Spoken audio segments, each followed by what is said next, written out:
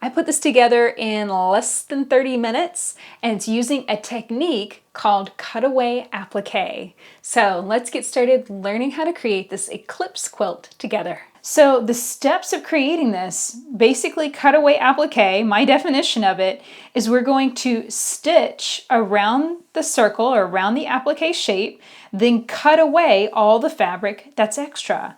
So let's move to the machine and I'll show you how to do this step by step. So I marked an 8-inch circle onto the top of my black fabric, and then now I'm stitching with black thread, and I'm just using my regular piecing foot here. Even though I'm stitching through 6 layers of fabric, there's no batting involved. There's nothing here that's going to be real squishy or cause the fabrics to move. So long as you just smooth them out real good with your hands, most likely they're not going to move and shift. But notice how I'm holding the fabrics, I'm pressing and rotating my hands along with them as they feed through the machine. I'm encouraging the fabrics to stay nice and flat, so that way I don't have to worry about them, anything going weird or wonky as I stitch around this. So we have our circles stitched, and now I'm just grabbing a pair of scissors and I'm just cutting close to that stitching. I'm getting up as close to that stitching as I can get without actually cutting through it. I want it to stay nice and stable and secure. I don't want to cut through it and have to go and stitch it again. So there's our center circle, or our eclipse, cut out nicely. Now you start to plan each layer of the quilt. So let's take a look at this. I think the best way to showcase this fabric will be come in here with kind of an asymmetrical circle shape. So we're going to come a little closer on one side and a little further apart over here. So that way we are able to see that nice batik print, but not too much of it. Now the next layer, this layer is really similar in color, and then we're going to get into a nice bright orange below. So I think for this one, I'm going to kind of do another circle, and this time oppose the first one. So I'm going to have it swing out a little wider through here and then come in closer along this side.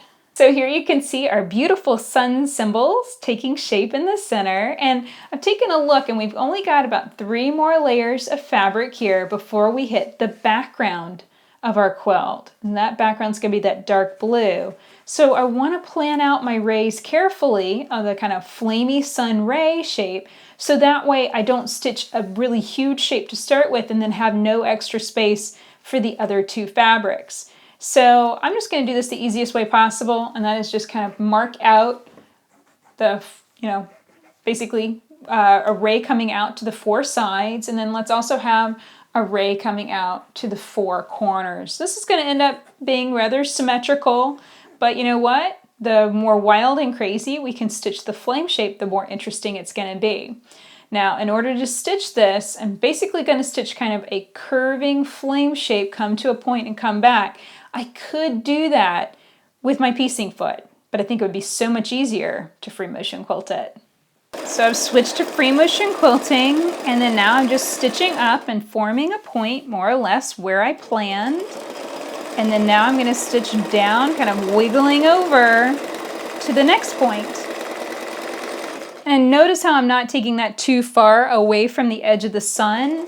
I want to leave space so that I have more space for the other fabrics, so that as I add more layers around the sun, those other fabrics have space that they can also be cut out and also show off.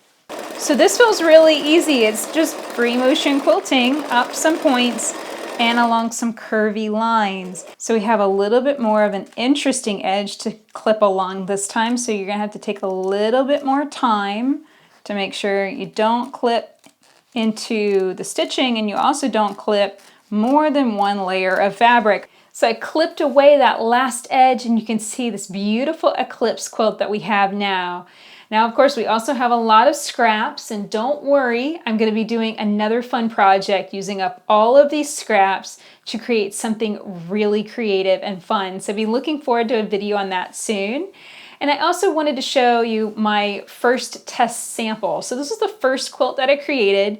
And I think that it would be nice maybe if you started with a bigger background piece. That can sometimes be helpful. Another thing is, it is definitely open to you to finish off those raw edges with satin stitching. That's what I started to do here, and here's a close-up of it. Definitely tames those raw edges quite a bit and finishes it off, and it looks really good. However, also understand that leaving the edges raw can definitely create some cool effects too. So I hope you enjoyed learning how to make this beautiful eclipse quilt.